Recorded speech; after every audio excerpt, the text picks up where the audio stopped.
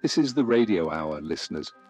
Your gateway to stories that transcend the ordinary, tales that challenge our understanding of reality, love, and the inexplicable threads that sometimes connect our lives to destinies we cannot comprehend.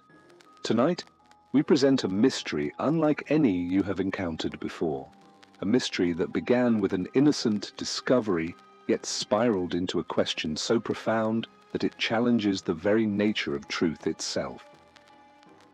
Our tale unfolds in the quiet suburbs of a city you might recognize, in homes where people live ordinary lives, unaware that beneath the surface of normalcy, something impossible awaits. So we ask you, dear listeners, what would you do if the face of someone you loved revealed a secret stretching back 3 centuries? What if history itself seemed to conspire against your happiness? Our mystery tonight began with a simple discovery. A photograph in an old manuscript. A portrait labeled Marie de Bray, Poisoner, 1676. The man who found it nearly fainted, because the face in that 300-year-old portrait was his wife's face. Exactly. Not similar, not close, identical. So begins our question. How does a man explain a wife who seems to have lived 2 centuries? Is there an answer?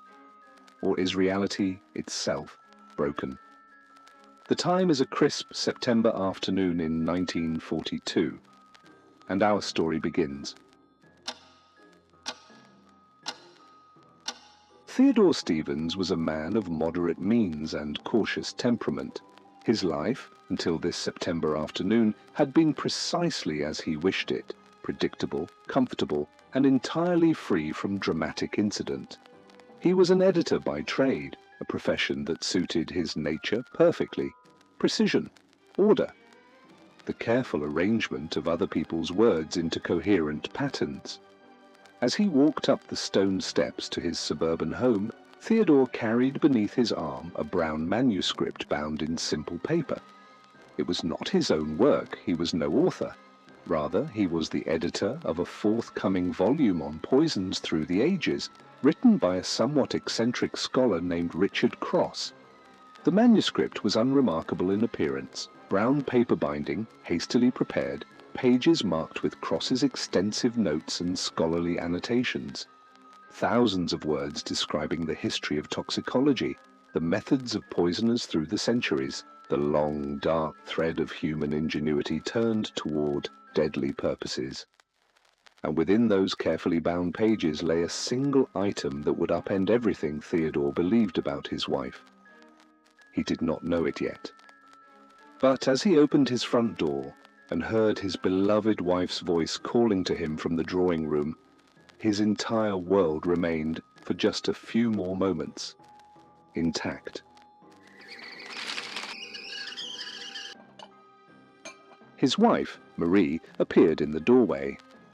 She was a beautiful woman, dark-haired, thoughtful, with an expression that suggested she was always pondering something just beyond the reach of ordinary understanding. She greeted him as she always did, with warmth and genuine affection. She had prepared tea for him. She listened as he explained the tedious details of his day, the publisher's concerns about the manuscript's readiness, the peculiar personality of Richard Cross, who seemed to view poison as a subject of profound philosophical importance rather than mere criminal history. Marie listened, as she always did, with genuine interest and affection. She was, Theodore thought, the perfect wife, intelligent without being pedantic, beautiful without being vain, understanding without being demanding. Their marriage was, by all accounts, exactly what a marriage should be.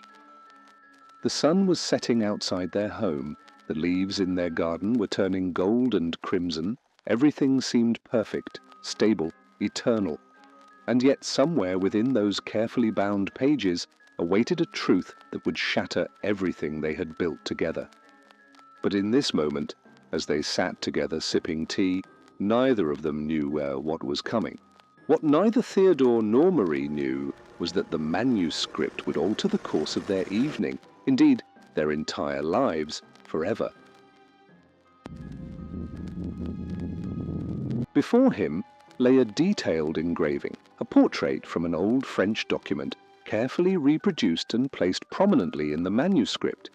It was rendered in the classical style of the 17th century, a woman's face, drawn with considerable skill, showing a countenance that was both serene and knowing.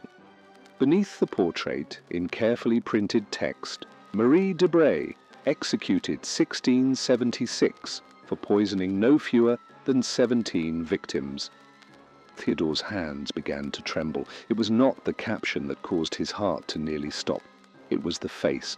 The face was his wife's face, not a resemblance, not a family similarity that might occur by chance, cross generations, but an exact replication, identical in every feature, every expression, every delicate line and contour, the same high cheekbones, the same thoughtful eyes, the same wistful expression, almost sad, as though the woman in the portrait was contemplating something only she could comprehend, the same faint smile that suggested knowledge of distant secrets, the same turn of the head, the same angle of the jaw.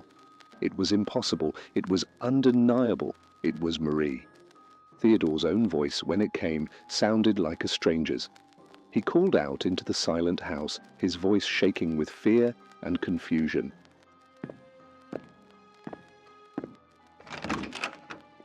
There was a moment of silence, and then Theodore heard his wife moving about upstairs. She had been sleeping, but something in his tone of voice had alarmed her. Within moments, she appeared in the doorway of the study, her eyes wide with concern and confusion. She was wearing her nightgown, her dark hair loose about her shoulders. She looked exactly as she always did, beautiful, innocent, beloved. Theodore gestured to the manuscript without speaking. He could not find words adequate to express what he had discovered. He told her to look at the portrait. Marie approached slowly, her expression confused. She looked at the portrait, and in that moment, something shifted in her face.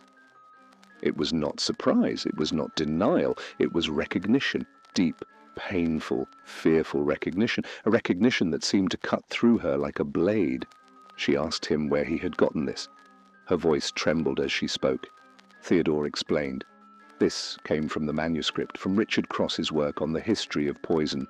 The portrait shows a woman executed in 1676, a woman named Marie Debray. Her maiden name. Marie sat down slowly in the nearest chair. She did not look at Theodore. She did not look at the portrait. She simply stared at her hands, as though they might provide some answer to questions she had not known to ask. She whispered that it was not possible. Theodore replied that he could see the portrait with his own eyes. "That is not possible," she repeated more firmly now. "Theodore, I don't know how this has happened. I don't know why my face appears in a historical document dating to the 17th century, but I swear to you I have never seen this portrait before." Theodore studied his wife's face carefully. He was looking for deception, for some sign that she was lying to him. But all he could see was genuine fear and confusion. She was as bewildered by this discovery as he was. "Marie, your maiden name was Debray, and this woman?" "She was a poisoner, a successful one according to Cross's notes. She poisoned 17 people. She was executed by burning." "I have no control over my family history, Theodore," Marie replied, and now there was something like anger in her voice. "My parents were dead by the time I was old enough to question them about their origins. I was adopted, as you well know. Perhaps there is some distant relation. Perhaps it is merely a remarkable coincidence. A coincidence of this magnitude seems almost impossible." Marie stood up abruptly. "And yet I am standing before you. I am not a ghost. I am not a poisoner. I am your wife." She left the room then, and Theodore heard her ascending the stairs to their bedroom. He sat alone in the study, staring at the portrait of the woman who wore his wife's face, and wondered what truth lay beneath this impossible mystery.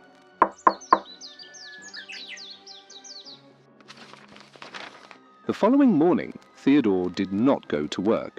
Instead, he feigned illness to his employer and remained in his home. He requested that Marie stay in her room, claiming that she seemed unwell from the previous evening's upset. With the house quiet around him, Theodore began to investigate. He had always known that Marie had been adopted as a child by a Canadian family named Debray. She had few memories of her early life and seemed reluctant to discuss her origins. He had attributed this to natural reticence about painful subjects. But now, in the cold light of this new knowledge, each small piece of information took on sinister significance.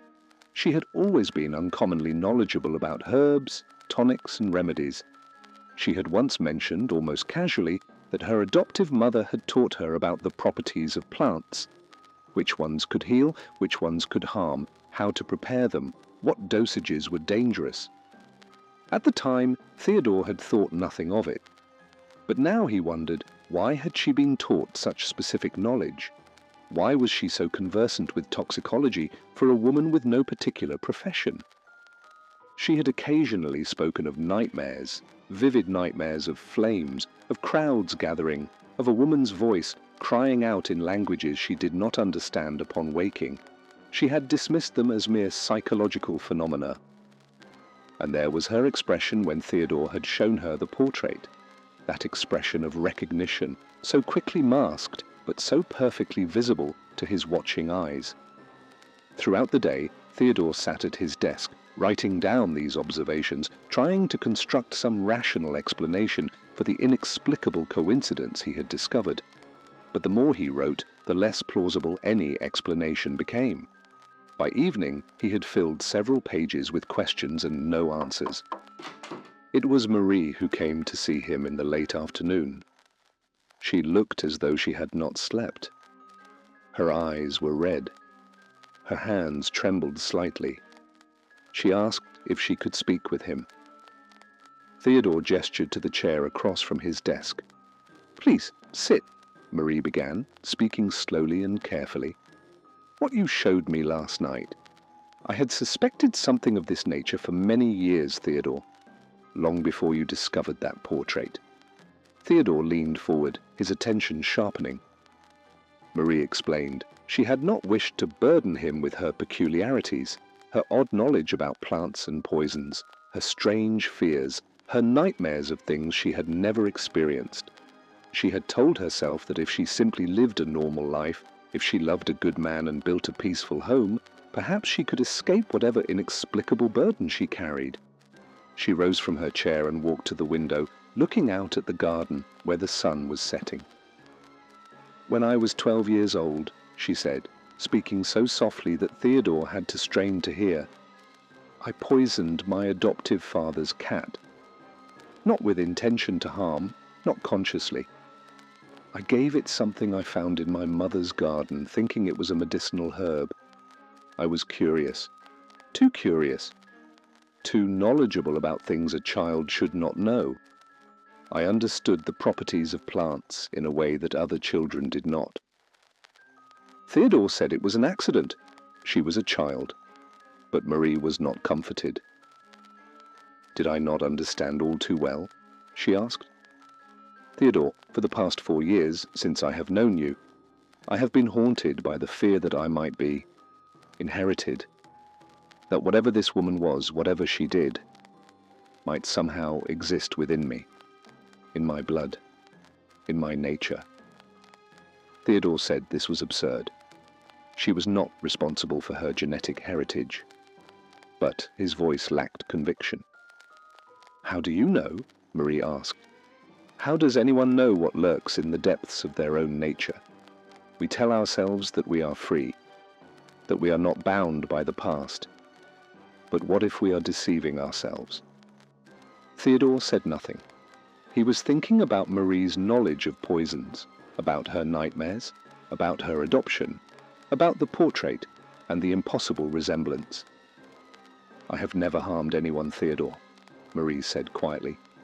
"I have spent my life being careful, being gentle, fighting against impulses I do not fully understand, but I cannot promise you that this struggle will continue forever." In that moment, Theodore understood that he had married a woman harboring secrets far deeper than simple family history. He had married a woman terrified of her own nature, a woman who had spent years attempting to suppress something she could not name, could not understand, and could not control. That afternoon, 3 days later, an unexpected visitor arrived at Theodore's home. Richard Cross, the scholar whose manuscript had begun this entire ordeal, had decided to visit personally to discuss editorial matters related to the manuscript's publication. Theodore had almost sent him away, but something made him reconsider. Perhaps this scholar, who had researched the Debray family extensively, might provide answers. The man who entered Theodore's study was precisely as Theodore had imagined him. He was perhaps 60 years old, with the bearing of a man who spent his days in libraries and archives. He had the slight stoop of someone accustomed to bending over old documents, and his eyes carried the gleam of genuine scholarly passion. Cross apologized for the intrusion, explaining that he had realized something. In handing Theodore the manuscript, he had inadvertently placed him in possession of rather sensitive material. Theodore said the manuscript had indeed raised more questions than answers. Cross asked what nature of questions. Theodore took a deep breath and explained. The portrait of Marie Debray, the woman executed in 1676. He found the historical record perplexing. Richard Cross became very still. He stared at Theodore for a long moment without speaking. "Ah," he said finally. "Yes, that portrait. Stevens, might I ask, your wife? I believe her name is also Marie, and her maiden name, Debray." "Yes," Theodore replied, shocked. "How did you possibly know that?" "I did not know when I met you at your publisher's office, but certain facts have come together in my mind. The coincidence is remarkable, almost impossible." Theodore said it was more than a coincidence. It defied explanation. The portrait in Cross's manuscript was identical to his wife, not similar, an exact replication. Richard Cross rose from his chair and walked to the window, looking out at the garden. He seemed to be wrestling with something internal. "Does that answer frighten you?" he asked, without turning around. "Of course it does. My wife is terrified. There seems to be no rational explanation for this phenomenon." "Does it require a rational explanation?" Cross turned back to face him. "Or does it simply suggest that explanation exists in a realm we do not typically consider?" Cross then settled back into his chair and began to speak. What he revealed to Theodore over the next 2 hours was information discovered during his extensive research into the Debray family's history. The historical Marie Debray was not the only remarkable woman in that lineage, Cross explained. There were others, women of exceptional knowledge, exceptional abilities, women who seemed to possess information they could not possibly have obtained through normal means. I discovered 7 such women spread across 2 centuries of historical record. 7 women, each exhibiting identical characteristics, unusual knowledge of toxicology, violent nightmares, an almost palpable fear of their own nature. Theodore said this was metaphysical speculation, not historical fact. "Perhaps," Cross acknowledged. "And yet the facts remain. The portraits exist. The records exist. The pattern is undeniable to anyone who cares to examine it." Theodore asked what he was suggesting. "I am saying that some mysteries resist conventional explanation. I am saying that the world contains more than our ordinary understanding typically allows. And I am saying that if your wife exhibits the characteristics I have described, the knowledge, the intuition, the fear, then perhaps she is not unique. Perhaps she is simply the latest in a very long lineage." Cross stood to leave, and Theodore walked him to the door. "There is one more thing, Stevens," Cross said, pausing on the threshold. "In my research I discovered that several of these women, the later ones at any rate, found peace. They learned to control their nature, to suppress the inherited impulses, to live lives of quiet goodness despite their terrible knowledge. Theodore asked desperately how they accomplished such a thing. Through love, Stevens, Cross replied. Through connection to another human being. Through choosing, moment by moment, to be other than what their nature suggested they might be. The power of choice, my friend. The power to transcend biology, history, and fate. As Theodore sat alone in his drawing room, a terrible and beautiful truth began to crystallize within him. His wife was not evil. She was not cursed. She was simply a human being struggling against impulses she did not fully understand, seeking redemption through love and choice. And perhaps, just perhaps, his love for her might be the key to her salvation. That evening, Theodore climbed the stairs to their bedroom. He had made his decision. He found Marie sitting at the window, looking out at the darkening garden. She had been waiting for him, waiting to hear whether he would turn away from her or whether he would stand beside her. He told her that he had been speaking with Richard Cross, that Cross had explained something of her family's history.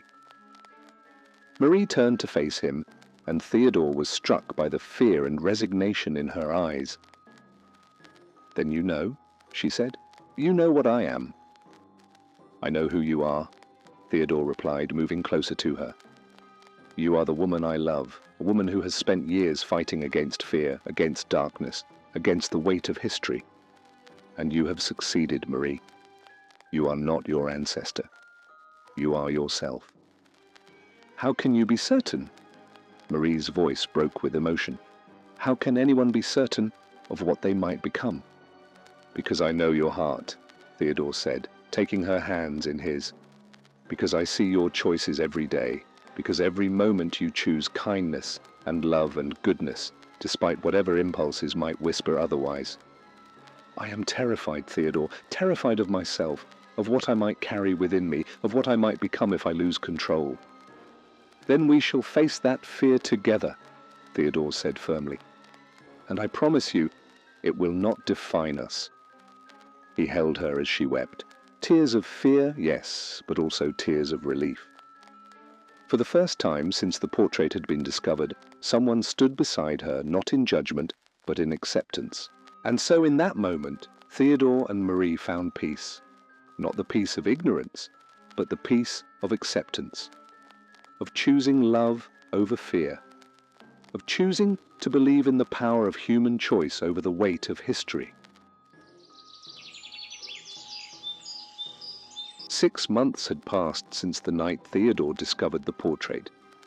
6 months of conversations, tears, laughter, and the slow rebuilding of trust between two people who had learned a terrible secret about their past. Marie had committed herself to understanding her family's history, not to deny it, but to honor it. To learn from the mistakes of her ancestor and to ensure that she would never follow the same path. She had spent countless hours in the library researching the women of the Debray family. Richard Cross had become a frequent visitor to their home. No longer a stranger bearing difficult truths, but a friend and guide. He had spent hours with Marie, discussing her family's history, helping her to understand that her inheritance was not a curse, but a challenge. And Theodore? Theodore had learned something profound about love. He had learned that love was not the absence of fear or darkness, but the presence of choice. The daily, moment-by-moment choice to stand beside the person you love with full knowledge of their secrets. It was a spring morning when everything seemed to come together. The flowers in their garden were blooming, birds were singing, the air was warm with promise. Richard Cross had come to visit, and he carried with him the bound proofs of his completed manuscript. The book was finally finished. He told them that he had brought something to show them. He hoped they would approve of what he had done. Theodore opened the book and turned to the dedication page. There, in elegant script, was written, "This work is dedicated to the women of the Debray family, not for their crimes, but for their complexity, for the way they embodied the eternal human struggle between nature and choice, for the women who chose, moment by moment, to transcend the darkness they inherited. Marie read the dedication, and tears came to her eyes. She said that it was beautiful. "It is the truth," Richard Cross replied. "Your ancestor, the historical Marie de Bray, made the choice that led her to darkness. But you, my dear, have made the choice that leads toward the light. And that choice is what defines you, not your blood, not your history, but the person you choose to become day after day." And so the mystery of the burning court came to rest, not with answers, but with understanding, not with certainty, but with acceptance. Theodore and Marie had learned that some mysteries do not require solving. They require only the courage to face them, to understand them, and to choose love despite them. And so concludes our tale of mystery, history, and the power of love to transcend even the darkest secrets. What is the truth of the burning court, listeners? Was Marie de Bray truly the reincarnation of a 17th century poisoner? Did history repeat itself across 3 centuries? Or was it merely coincidence, extraordinary, impossible, and beautiful in its way? Perhaps the answer matters less than the question itself. Perhaps the real mystery is not what we are born into, but what we choose to become. Not the blood that flows through our veins, but the choices we make with every breath we take. We leave that determination to you, dear listeners. You are the jury in this mystery. You must decide what the portrait means, what the knowledge means, what the inheritance means. Thank you for spending this evening with us on the Radio Hour, your faithful companion in the exploration of mysteries that linger long after the final word is spoken. The time has come to conclude our broadcast, but before we fade into the darkness, we invite your voices to join our conversation. What was your favorite moment in tonight's tale? What did you make of Theodore's choice to stand beside his wife despite this terrible revelation? Of Marie's courage in facing the darkness within herself? Did the mystery satisfy your hunger for answers, or does it linger with you still? Please, dear listeners, share your thoughts. Your comments mean everything to us. Tell us what resonated with you. Tell us what you believe the portrait truly represents. Love? Reincarnation? Coincidence? Genetic inheritance? Psychology? And if you have found yourself captivated by this evening's broadcast, if you have felt the tension build as the mystery deepened, if you have found yourself moved by Theodore and Marie's journey, then we urge you sincerely. Please like this video. Your support means more than you know. Subscribe to the Radio Hour so that you never miss a mystery. Enable notifications so that you are among the first to hear our next tale. Share this broadcast with friends and family who appreciate the art of classic storytelling.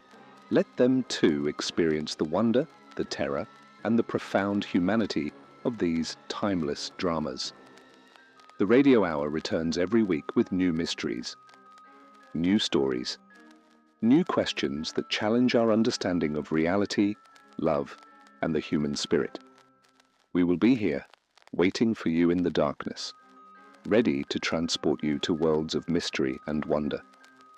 Until then, we bid you farewell, dear listeners. Sleep well, if you can. But I suspect that tonight you will find sleep elusive. You will lie awake in the darkness, thinking about Theodore and Marie, thinking about the portrait, thinking about the question that has no answer: what makes us who we are? This has been the Radio Hour. Thank you for listening.